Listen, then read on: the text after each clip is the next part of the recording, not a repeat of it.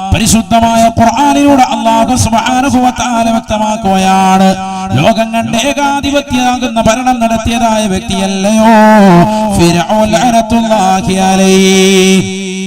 ഏകാധിപതിയായി സ്വേച്ഛാധിപതിയായി ഭരണം നടത്തിയതായ വ്യക്തിത്വമല്ലയോ, അവനൊരു സാധാരണക്കാരനല്ല. ഇന്നും ഫിർഔനിൻ്റെതാകുന്ന പ്രവർത്തനങ്ങളാണ് ഭരണകർത്താക്കൾ അവരുടെ ജീവിതത്തിലേക്ക് ചേർത്ത് വെക്കുന്നത്. മോശപ്പെട്ട ഭരണം നയിക്കുന്നവർ ലോകത്തിന്റെ പല കോണുകളില്ലേ, ലോകത്തിന്റെ പല ഭാഗങ്ങളില്ലേ, ആ ഭരണാധികാരികൾ മുഴുവനും ഭരണം നടത്തുന്നത് ഫിർഔൻ ലോകത്തെ കാഴ്ചവെച്ചതായ മാതൃകയാണ്. ആരാണ് ഫിർഔൻ? ഇന്ന ഫിർഔന അലാ ഫിൽ അർദ് വജഅല അഹ്ലഹാ ശിയആ. ഈ ലോകത്തെ ഏറ്റവും അഹങ്കാരിയായി ധിക്കാരിയായി നിലകൊണ്ടതായ ഭരണാധികാരി അത്രേ ഫിർഔൻ എന്ന പരിശുദ്ധമായ ഖുർആൻ. ഏറ്റവും വലിയ അഹങ്കാരിയും ധിക്കാരിയുമായിരുന്നു. എന്താണ് അഹങ്കാരം എന്ന് പറഞ്ഞാൽ? അൽ കിബറു ബത്റുൽ ഹഖി വ ഗംതുൻ നാസ്. നബി സല്ലല്ലാഹു അലൈഹി വസല്ലം തങ്ങൾ ഹഖിനെ ഒളിപ്പിച്ചു വെക്കുക, മറച്ചു വെക്കുക, സത്യത്തെ മറച്ചു വെക്കുക. അതാണ് എന്ത് പറയുന്നത്? കിബർ എന്ന് പറയുന്നത്. സത്യം അറിഞ്ഞാൽ അത് വിശ്വസിക്കൂല, അതിനെ പരിപൂർണമായി മൂടി വെക്കാൻ വേണ്ടി പരിശ്രമിക്കുക. അതാണ് കിബർ, അഹങ്കാരം. മൂസാ നബി അലൈഹിസ്സലാം സത്യമാണ്, അള്ളാഹു സത്യമാണെന്നറിയാം, പക്ഷെ ആ സത്യത്തെ മൂടി വെക്കാൻ വേണ്ടി കിണഞ്ഞ് പരിശ്രമിച്ചുകൊണ്ട് നടന്നു. ഏകാധിപതിയും ഛത്രാധിപതിയുമായ ഭരണം നടത്തി ഞാനാണ് റബ്ബ് എന്ന് വാദിച്ചുകൊണ്ട് നിലകൊണ്ടു ഫിർഔൻ ലഅനത്തുല്ലാഹി അലൈഹി. മനസ്സിലാക്കണം, ഈജിപ്തിലെ അക്കാലഘട്ടത്തിലേതാകുന്ന ഭരണാധികാരികൾക്ക് നൽകപ്പെടുന്ന സ്ഥാനപ്പേരാണ് ഫിർഔൻ എന്നുള്ളത്. എല്ലാ ഫിർഔനും എന്തല്ല? ലഅനത്തുല്ലാഹി അലൈഹി അല്ല, ശപിക്കപ്പെട്ടവരല്ല. ചില ഭരണാധികാരികൾ തന്നെ അള്ളാഹുവിനെ കൊണ്ട് വിശ്വസിച്ച, പ്രവാചകന്മാരെ കൊണ്ട് വിശ്വസിച്ച നല്ല ഭരണാധികാരികൾ ഫറോമാരും ഉണ്ടായിട്ടുണ്ട്. ഈജിപ്തിലെ അക്കാലഘട്ടത്തിലേതാകുന്ന ഭരണാധികാരികൾക്ക് നൽകപ്പെടുന്ന ഒരു സ്ഥാനപ്പേരാണ് ഫിർഔൻ. മനസ്സിലാക്കി, മൂസാ നബി അലൈഹിസ്സലാമിനെ കൊണ്ട് അവിശ്വസിച്ചതാകുന്ന ഈ ഫിർഔൻ, അവന്റെ പേരാണ് റസാസിം, റംസീസ് രണ്ടാമൻ എന്നാണ് ചരിത്രത്തിൽ അവനെ രേഖപ്പെടുത്തിയിരുന്നത്. നിങ്ങൾക്കറിയില്ലേ, ഈജിപ്തിൽ പോയിട്ടുള്ളവരുണ്ടോ ഈ സദസ്സിൽ? ഈജിപ്തിൽ പോയിട്ടുള്ളവർക്കറിയാം, അവിടെയുള്ളതാകുന്ന ടെക്സ്റ്റൈൽസ് ഷോപ്പുകൾ, അവിടെയുള്ളതാകുന്ന കടമുറികൾക്ക് 70% കടകൾക്ക് പേരുള്ളത് ഇപ്പോഴും. വർഷം എത്രയോ കഴിഞ്ഞു, 3000-4000 വർഷങ്ങൾ കഴിഞ്ഞിട്ട് പോലും ഫിർഔനിൻ്റെതാകുന്ന പേര്, അവന്റെ പേരാണ് പല കടകൾക്കും ഇപ്പോഴും ഇട്ടിരിക്കുന്നത്. മുസ്ലിം ഭരണ പ്രദേശമാണ് ഈജിപ്ത് ഇപ്പോൾ. എന്നിട്ട് പോലും അവിടെയുള്ള ടെക്സ്റ്റൈൽസ് ഷോപ്പുകൾക്ക് ഈജിപ്തിൽ ഒരു കാലഘട്ടത്തിൽ ഭരണാധികാരിയായി അവിടെയുള്ള ആളുകളെ കൈവെള്ളയിലിട്ടുകൊണ്ട് അമ്മാനമാടി വിറപ്പിച്ചിരുന്നതാകുന്ന ഫിർഔനിന്റെ യഥാർത്ഥ പേര് റസാസിം, റംസീസ് രണ്ടാമൻ എന്ന് തുടങ്ങുന്ന പേരുകൾ എത്രയോ ടെക്സ്റ്റൈൽസ് ഷോപ്പുകൾക്ക് ഇപ്പോഴും ഉണ്ട് എന്നുള്ള വസ്തുത അറിയണം.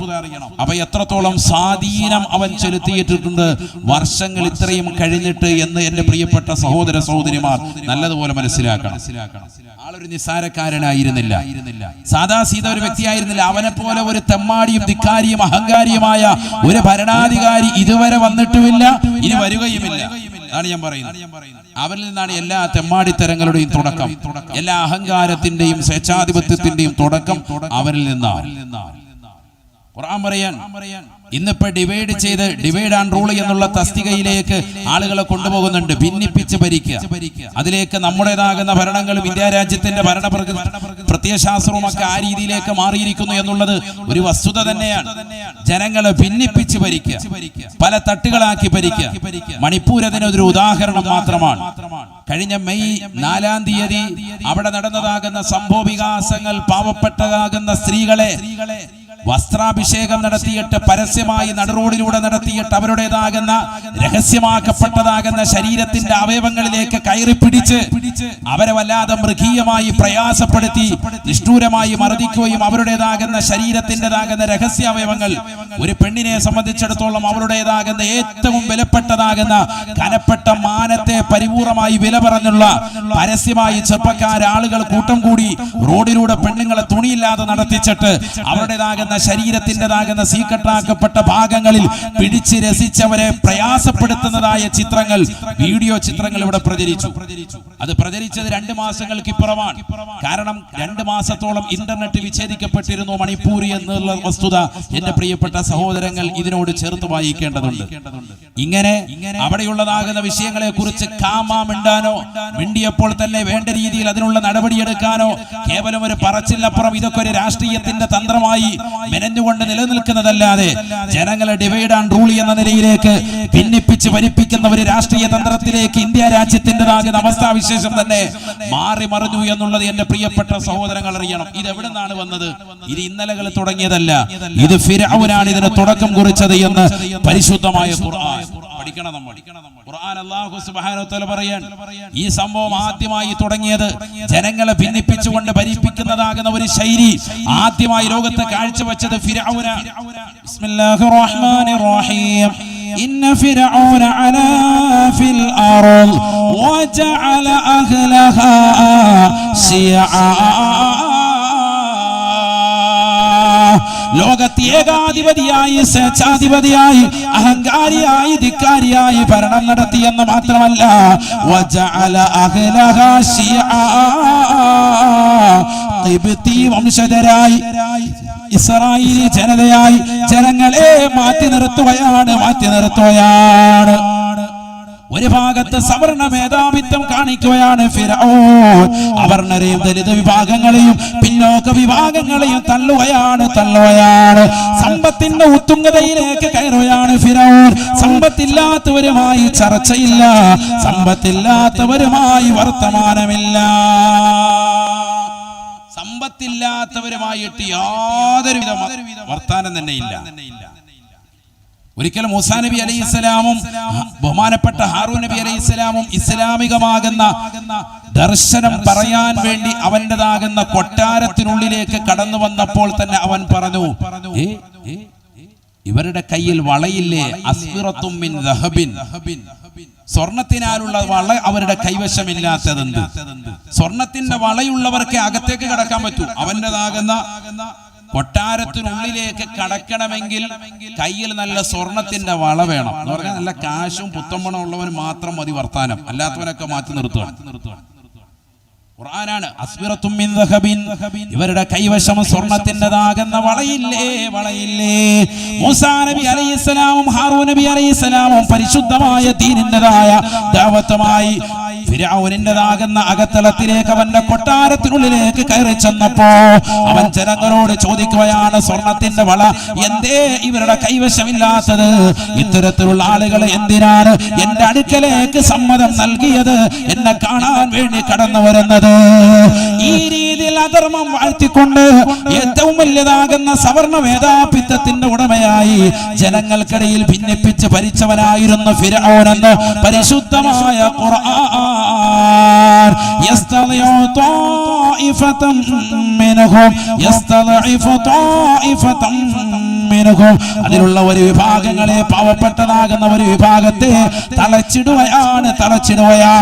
അവർണരായ ആളുകളെ, മോശപ്പെട്ടതാകുന്ന ആളുകളെ, സമ്പത്തിൽ ഉത്തുംഗതയിലേക്ക് ഒരു നിലയ്ക്കും എത്താത്തതാകുന്ന പാവങ്ങളെ അവിടെ അടിച്ചമർത്തിക്കൊണ്ട് ജീവിച്ചിരുന്നു ഫിർഔൻ എന്ന പരിശുദ്ധമായ ഖുർആൻ. യുദബ്ബിഹു അബ്നാഅഹും വയസ്തഹീ നിസാഅഹും. ആ നാട്ടിലുള്ളതാകുന്ന പാവപ്പെട്ടതാകുന്ന കുട്ടികൾ ആൺകുട്ടികളാണ് ജനിച്ചതെന്നറിഞ്ഞാൽ തനിക്ക് എതിരായി കൊണ്ട് അധികാരത്തിന്റെ പരമോന്നത പദവിയിലേക്ക് ആൺകുട്ടി കടന്നു വരുമെന്ന് ജോത്സ്യൻ പറഞ്ഞതിന്റെ അടിസ്ഥാനത്തിൽ മൂസാ പ്രവാചകരെ ഒന്ന് കണ്ടെത്താൻ വേണ്ടിയുള്ള പരിശ്രമത്തിന്റെ പേരിൽ ലക്ഷക്കണക്കിന് കുട്ടികളെ കൊന്നൊടുക്കുകയാണ്. ആയിരക്കണക്കിന് മക്കളെ കൊന്നൊടുക്കുകയാണ്. ആൺകുട്ടികൾ ജനിച്ചു വീണാൽ അവരെ പച്ചയോടുകൂടി കത്തിക്കുകയാണ്. നഊദു ബില്ലാഹ്. അവരുടെ തല കൊയ്തെടുക്കാനുള്ള ഓർഡറാണ്. യുദബ്ബിഹു അബ്നാഅഹും. ആ നാട്ടിലുള്ളതാകുന്ന ആൺകുട്ടികളെ മുഴുവനും നിഷ്ഠൂരമായി കൊല ചെയ്യുകയാണ്, അറുകുല നടത്തുകയാണ്. അറുത്ത് കളയാൻ. യുദബ്ബിഹു അബ്നാഅഹും, കഴുത്തറത്തങ്ങ് കൊന്നേക്കാൻ പറയും ചെറിയ കുട്ടികളെ. ജനിച്ചു വീണതുള്ളൂ, ആൺകുട്ടിയാന്നറിഞ്ഞാൽ എനിക്ക് ദോഷം ചെയ്യുമെന്ന് കണ്ടിട്ട് കുട്ടികളെ അറുത്തൂല്ല. ഒന്നും രണ്ടും അല്ല, ലക്ഷക്കണക്കിന് കുട്ടികളെ കൊന്നുകളഞ്ഞു ഫിർഔൻ ലഅനത്തുല്ലാഹി അലൈഹി. ഖുർആൻ പറയാം, തീർന്നില്ല. സ്ത്രീകളെ ജീവിക്കാൻ വിടുന്നുണ്ട്, പക്ഷേ അവർക്ക് യാതൊരുവിധ അടിസ്ഥാനവുമില്ല, അവരോട് യാതൊരുവിധ മമതയുമില്ല. അവരുടേതാകുന്ന മാനത്തിന് വില പറയാൻ, സമ്പത്ത് കൊടുത്തിട്ട് മാനത്തിന് വില പറയാൻ അതിന് ചെറുപ്പക്കാരെ അതിനുവേണ്ടി തയ്യാറാക്കി വിടുന്നു. അവന്റെ തന്നെ പട്ടാളങ്ങളെ, അവന്റെ കിങ്കരന്മാരെ അതിനുവേണ്ടി തയ്യാറാക്കി വിടാൻ 10,000-കണക്കിന് പട്ടാളങ്ങൾ. ലോകത്തെ ഏറ്റവും വലിയ ഫസാദ് ഉണ്ടാക്കിയവനവനാണ്. ഇന്നഹു കാന മിനൽ മുഫ്സിദീൻ, അവൻ ഫസാദ് ഉണ്ടാക്കുന്നവനാണ്. അല്ലാഹു പറയാൻ അവനേക്കാൾ വലിയ ഫസാദ് വേറെയില്ല. അത്ര വലിയ മോശപ്പെട്ടവനായിരുന്നു അവനെന്ന് പരിശുദ്ധമായ ഖുർആൻ. ഇദ്ഹബ അൻത വറബ്ബുക ഫഖാതിലാ ഇന്നാ ഹാഹുനാ ഖായിദൂൻ. ബഹുമാനപ്പെട്ടതാകുന്ന മൂസാ നബി അലൈഹിസ്സലാം അവന്റെ സമുദ്രത്തിലേക്ക് കടന്നു ചെന്നുകൊണ്ട് പരിശുദ്ധമായ പ്രബോധനത്തിന് വേണ്ടി തയ്യാറായി. അല്ലാഹുവിനെ കൊണ്ട് വിശ്വസിക്കണമെന്ന് ഹാറൂൻ നബി അലൈഹിസ്സലാമിനോടൊപ്പം ചെന്നുകൊണ്ട് പറഞ്ഞപ്പോ അവനെ കളിയാക്കുകയാണ്, തമാശിക്കുകയാ. ബഹുമാനപ്പെട്ടതാകുന്ന മൂസാ പ്രവാചകരോട് അവൻ മോശമായ രീതിയിൽ പെരുമാറുക. അല്ലയോ മൂസാ നബിയെ, അല്ലയോ മൂസാ പ്രവാചകരെ, നിങ്ങൾ എന്റെ അടുക്കലേക്ക് ദഅവത്തുമായി കടന്നു വരേണ്ടതില്ല. നിങ്ങളെ കൊണ്ട് ഞാൻ അവിശ്വസിക്കുകയാ. അന റബ്ബുകുമുൽ അലാ. അവൻ ലോകത്തോട് വിളിച്ചു പറയുകയാണ്, ഏകാധിപത്യത്തിന്റെ ഭരണം നടത്തിയെന്ന് മാത്രമല്ല, നാട്ടിലുള്ളതാകുന്ന ആൺകുട്ടികളെ മുഴുവനും കുഴിച്ചു മൂടിയെന്ന് മാത്രമല്ല, അവിടെയുള്ള പെൺകുട്ടികളെ മോശമാക്കി ചിത്രീകരിച്ചു എന്ന് മാത്രമല്ല, സമ്പത്ത് മുഴുവനും കണ്ടുകെട്ടി എന്ന് മാത്രമല്ല, അഹങ്കാരത്തിന്റെ ധിക്കാരത്തിന്റെ വർത്തമാനത്തിന്റെ പരമോന്നത വർത്തമാനം അവൻ ലോകത്തോട് വിളിച്ചു പറയുകയാണ്. അന റബ്ബുകുമുൽ അലാ മാലക്കും മിൻ ഇലാഹിൻ ഗൈരി. പരിശുദ്ധമായ ഖുർആനിൽ പല സ്ഥലങ്ങളിലായി അല്ലാഹു രേഖപ്പെടുത്തുകയാണ്. അവൻ ജനങ്ങളോട് വിളിച്ചു പറഞ്ഞു അത്രേ, യാ അയ്യുഹൽ മലഉ, അല്ലയോ ഇസ്രായേലി ജനതേ, നിങ്ങൾ എന്നെ അറിയണേ, അറിയണേ. മാലക്കും മിൻ ഇലാഹിൻ ഗൈരി, ഞാനല്ലാതെ ഒരു ഇലാഹില്ല, ഞാനല്ലാതെ ഒരു ആരാധ്യ പുരുഷനില്ല, ഏകൻ ഞാനാണ്, ഞാനല്ലാതെ റബ്ബ് മറ്റൊരാളില്ല. അന റബ്ബുകുമുൽ അലാ, ഏറ്റവും ഉന്നതനായ റബ്ബ് ഞാനാണ്, ഞാനാണ്. ഈ ലോകത്തിന്റെ സൃഷ്ടികർത്താവായ, ജഗന്നിയന്താവായ, പരിപാലകനായ, സർവേശ്വരനായ, സർവാധിപതിയായ, സർവലോക സൃഷ്ടിപ്പിൻ സംഹാരകർത്താവായ ഏകൈക വ്യക്തി ഞാൻ മാത്രമാ. എന്നെ വെല്ലാൻ ഒരാൾക്കും കഴിയുകയില്ല, കഴിയുകയില്ല. അവന്റെ വാക്കാണ്, അവൻ പറഞ്ഞ ഡയലോഗ്. അല്ലാഹു പറയാണ്, അന റബ്ബുകുമുൽ അലാ, ഏറ്റവും വലിയ റബ്ബ് ഞാനാണ്, രക്ഷിതാവ് ഞാനാണ്. ലോകത്ത് ആരെങ്കിലും പറഞ്ഞ വാക്കാണിത്? ഇന്ന് ജീവിച്ചിരിക്കുന്ന ഭരണാധികാരികൾ പറഞ്ഞിട്ടുണ്ടോ? ഈ രീതിയിൽ ധൈര്യപ്പെട്ടവരുണ്ടോ? തീർന്നില്ല. അവൻ പറയുകയാണ്, യാ ഖൗം, അല്ലയോ സമൂഹമേ, സമൂഹമേ. വഖാല ഫിർഔനു ലിഖൗമിഹി, ഫിർഔൻ തന്നെ സമൂഹത്തെ വിളിച്ചുകൊണ്ട് പറയുകയാണ്, അല്ലയോ സമൂഹമേ, ഈ മിസ്ർ എന്ന് പറയുന്ന പട്ടണം എന്റെ അധികാരത്തിലാണ്, എന്റെ അധികാരത്തിലാണ്. ഞാൻ അറിയാതെ ഒരു ഇല ചലിക്കുകയില്ല കേട്ടോ, ഞാൻ അറിയാതെ ഒരു മണൽത്തരി പോലും ഇളകുകയില്ല കേട്ടോ. വഹാദിഹിൽ അൻഹാറു തജ്രീ മിൻ തഹ്തി, ഈ ഭൂമിയിലൂടെ നടക്കുന്നതായ, ഈ പരിശുദ്ധമാക്കപ്പെട്ടതാകുന്ന ഈജിപ്തിന്റെ മണ്ണിലൂടെ ഒഴുകുന്നതായ ലോകത്തെ ഏറ്റവും മനോഹരമായ നദിയില്ലേ, നൈൽ എന്ന് പറയുന്ന സുന്ദരമായ നദിയില്ലേ, ആ നൈൽ നദി ഒഴുകുന്നത് എന്റെ അധീനതയിലാണ്, എന്റെ കാൽച്ചുവട്ടിലാണ്. ലോകത്ത് ഒരു ഭരണാധികാരിയും പറയാത്ത വാക്കാണ്. ആരെങ്കിലും പറയാറുണ്ടോ?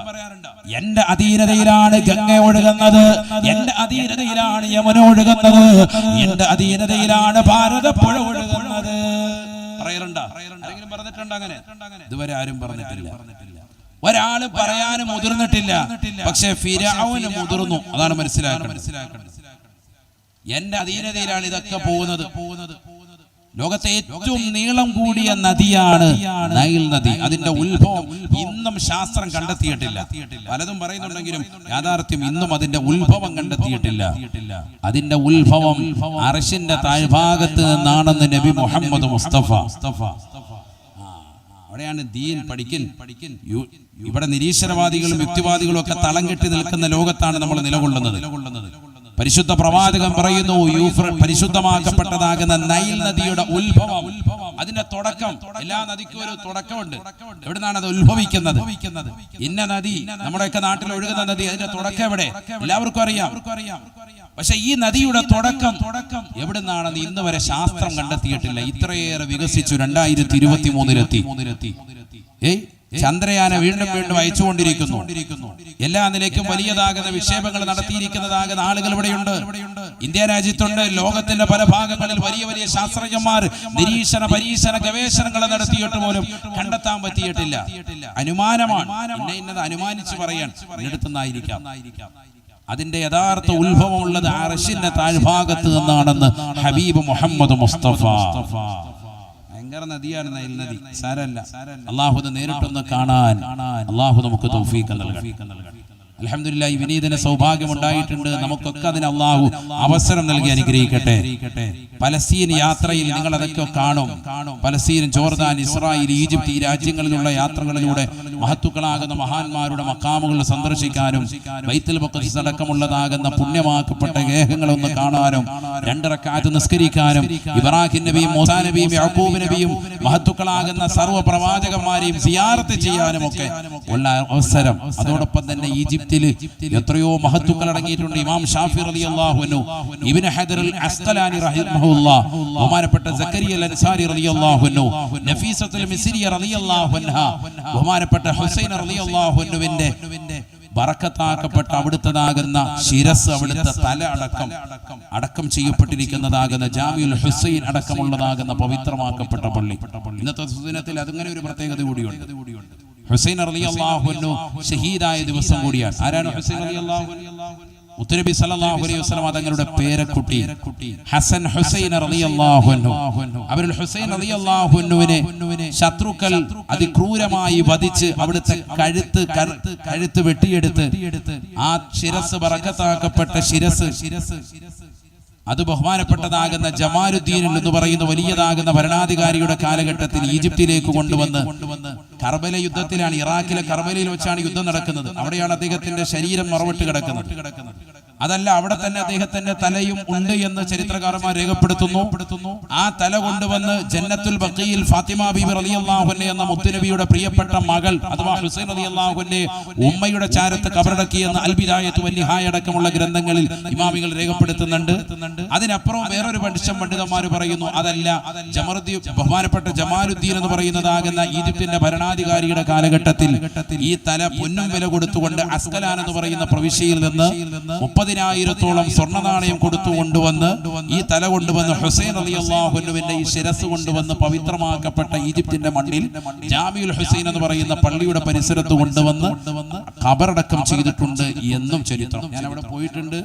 ലക്ഷക്കണക്കിന് ആളുകളാണ് സിയാറത്ത് ഇങ്ങനെ വന്നുകൊണ്ടിരിക്കുന്നത്. ഭയങ്കര അഭൂതമായ തിരക്കാണ്. 24 മണിക്കൂർ. പ്രവാചകന്റെ പേരക്കുട്ടിയല്ലേ, സാരക്കാരാണോ? സുബ്ഹാനല്ലാഹ്. പ്രവാചകന്മാരുടേതാകുന്ന അവരുടെ പരമ്പരയിൽ അഹ്ലു ബൈത്തിന്റെ ഒരു രക്തത്തുള്ളിക്ക് ലോകത്തുള്ള കോടിക്കണക്കിന് ആലിമീങ്ങൾ ചേർന്നാലും ഒരിക്കലും സമാനമാവൂല. അള്ളാഹു അടുത്തേക്ക് ദറജ ഉയർത്തുമാറാവട്ടെ. അവരുടെ പൊരുത്തം അള്ളാഹു നൽകി അനുഗ്രഹിക്കട്ടെ. അവര് ഷഹീദായത് നമ്മൾ ഈ നിലകൊള്ളുന്നത് പോലെ ഒരു വെള്ളിയാഴ്ച സുദിനത്തിലാണ്. മുഹറം 10 ഇതേപോലെ ഒരു വെള്ളിയാഴ്ച സുദിനത്തിലാണ് അവർ ഷഹീദായത് എന്നുകൂടിയും ഇന്നത്തെ സുദിനത്തിൽ ഓർക്കൽ നിർബന്ധമാണ്. അള്ളാഹു അവിടുത്തെ ദറജ ഉയർത്തട്ടെ.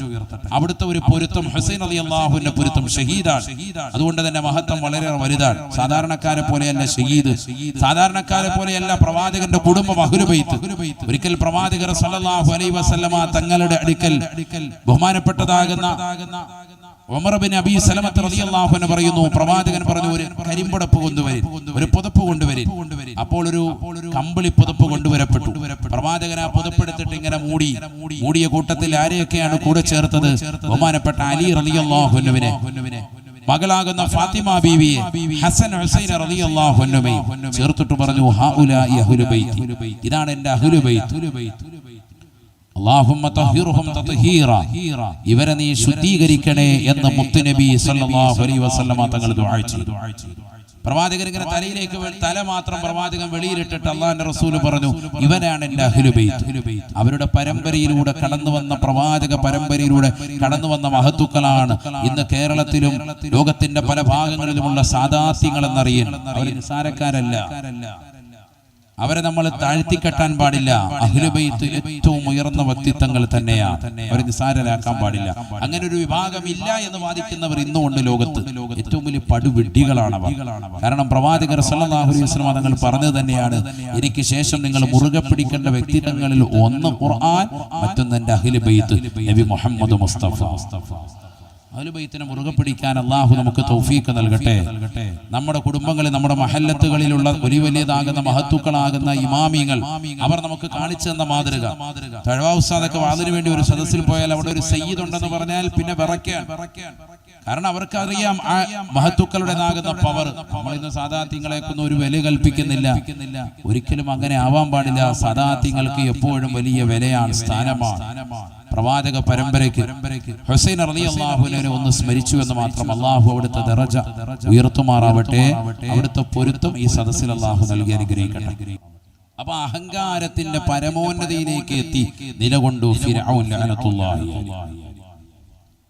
വിശാലമാണ് ചരിത്രം. ചുരുക്കി പറയാൻ ഒരുപാട് പറയാനുണ്ട്. ഖുർആനിന്റെ വിവിധ സൂക്തങ്ങളിൽ അല്ലാഹു സുബ്ഹാനഹു വ തആല ഫിർഔനിനെ കുറിച്ച് വിശാലമായി പറയുന്നുണ്ട്. കാരണം വലിയ പഠിക്കേണ്ട ഒരു പാഠമാണ് അവൻ.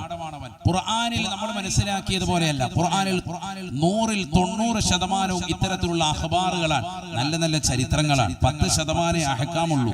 നിസ്കരിക്കും, നോമ്പ് പിടിക്കും, സക്കാത്ത് കൊടുക്കൽ, കള്ളു കുടിക്കരുത്, വ്യഭിചരിക്കരുത് എന്ന് തുടങ്ങിയതാകുന്ന കൽപ്പന നിരോധന ക്രിയകളുള്ളത് 10%. ബാക്കി 90% അഖ്ബാറാണ്, ചരിത്രങ്ങളാണ്. ഇത് പറയുമ്പോൾ ജനങ്ങളുടെ ഹൃദയാന്തരങ്ങളിൽ ചലനം സൃഷ്ടിക്കും. അതിനാണത്.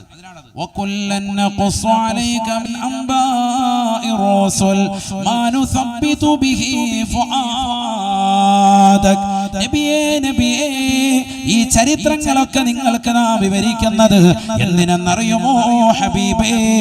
ഹൃദയത്തിൽ തറയ്ക്കാനാണ്. മുൻഗാമികളാകുന്ന ആളുകൾ ഈ സമൂഹത്തിന് പറഞ്ഞു കൊടുക്കണേ റസൂലേ. ഫഖുസുസിൽ ഖസസ ലഅല്ലഹും യതദക്കറൂൻ. മുൻഗാമികളാകുന്ന മഹത്തുക്കളുടെ ചരിത്രം, മുൻഗാമികളാകുന്ന തമ്മാടികളാകുന്ന ആളുകളുടെ ചരിത്രം ഈ സമൂഹത്തിന് പറഞ്ഞു കൊടുക്കണേ റസൂലേ. എന്തിനെന്നറിയുമോ? അവർ ഗുണപാഠം ശ്രദ്ധിക്കാനാണ്. സാലിഹീങ്ങളുടെ ചരിത്രം പറയുമ്പോ അത്തരത്തിൽ ആവണേ അല്ലാ, എനിക്കാവണേ അല്ലാ, എന്നെയും കുടുംബത്തെയും അത്തരത്തിലുള്ള സാലിഹീങ്ങളെ ചേർക്കണേ അല്ലാ. തമ്മാടികളും റൗഡികളുമാകുന്ന ആളുകളെ പറയുമ്പോ അല്ലാഹുവേ പടച്ചറപ്പേ, അവരെ പോലെ മോശപ്പെട്ടതാകുന്ന നന്ദികേടിന്റെ വക്താക്കളാക്കി ഞങ്ങളെ നീ മാറ്റരുത് അല്ലാ. ഞങ്ങളെ സാലിഹീങ്ങളോടൊപ്പം ചേർക്കണേ അല്ലാ. ഇത് ജനങ്ങൾക്ക് സ്ഥിരപ്പെടുത്താൻ വേണ്ടിയിട്ടാ പരിശുദ്ധമായ ചരിത്രങ്ങൾ ഈ ഉമ്മത്തിന് വിവരിക്കേണ്ടത് എന്ന് പരിശുദ്ധമായ ഖുർആൻ. ഫിർഔനിന്റെ ചരിത്രം പ്രിയപ്പെട്ടതാകുന്ന മുസ്ലിമേ, മുസ്ലിമത്തെ, പതിയാങ്കര ഉസ്താദിന്റെ സവിധത്തിലേക്ക് 18ാമത്തെ ഉറൂസോടനുബന്ധിച്ചുകൊണ്ട് ഒരുമിച്ച് കൂടിയിട്ടുള്ള സത്യവിശ്വാസിനികളെ പഠിച്ചു വെക്കണേ. ദുനിയാവ് ആഗ്രഹിച്ചുകൊണ്ട് നടക്കല്ലേ, വല്ലാതെ ആഗ്രഹിച്ചു പോയവനാണ് ഫിർഔൻ. ദുനിയാവിന്റെ പിറകെ ഓടുകയാണ്. ആരായിരുന്നു ഫിർഔൻ? ഫിർഔനിന്റെ തുടക്കം എങ്ങനെയാണ് അറിയണ ഈ ഉമ്മത്ത്.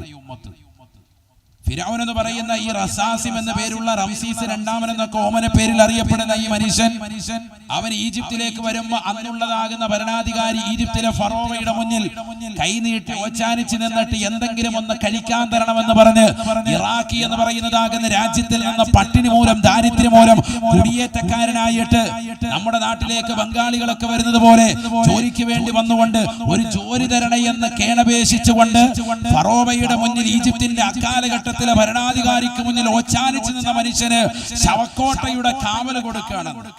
ശവക്കോട്ടയുടെ കാവൽ. കാരണം എന്തുകൊണ്ട്?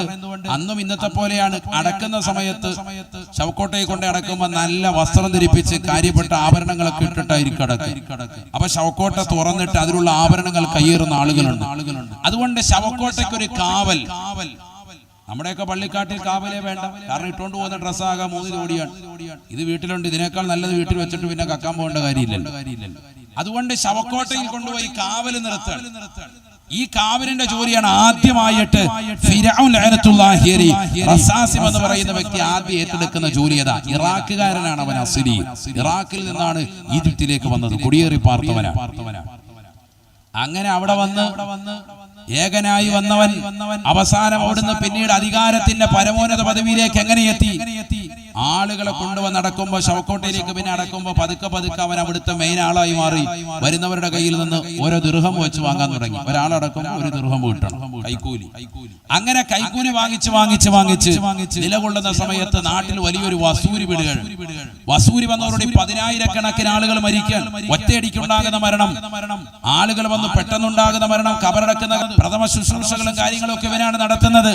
എല്ലാവരെയും കൊണ്ടുവന്ന് അടക്കം ചെയ്യുമ്പോൾ ന്യായമായിട്ട് കൈക്കൂലി ഓരോരുത്തരത് വാങ്ങാൻ. കാരണം കബറടക്കാൻ സ്ഥലമില്ല, അടക്കം വേണോ, എന്നാൽ ഇത്ര തരണം. 1 വാങ്ങിച്ചുകൊണ്ടിരുന്നോ 10 വാങ്ങാൻ തുടങ്ങി. നൊടിയിടയിൽ സെക്കൻഡുകൾക്കുള്ളിൽ നാട്ടിലെ ഒരു പ്രമാണിയായി ആ ഒരൊറ്റൊരു വസൂരിയോടുകൂടി അവൻ മാറുകയാണ്. അവൻ വലിയതാകുന്ന ഒരു ധനാഠ്യ പദവിയിലേക്ക് വന്നു. ഉള്ളതുകൊണ്ട് വീണ്ടും കാശെറിഞ്ഞ് അവൻ വീണ്ടും ഉന്നത പദവിയിലേക്ക് എത്താണ്. ചെറിയ തോതിൽ കൈക്കൂലി കൊടുത്ത് പട്ടാളത്തിൽ കയറിപ്പറ്റി. അക്കാലഘട്ടത്തിലെ ഫറോവ ചക്രവർത്തിയുടെ പട്ടാളത്തിലേക്ക് കയറിപ്പറ്റി.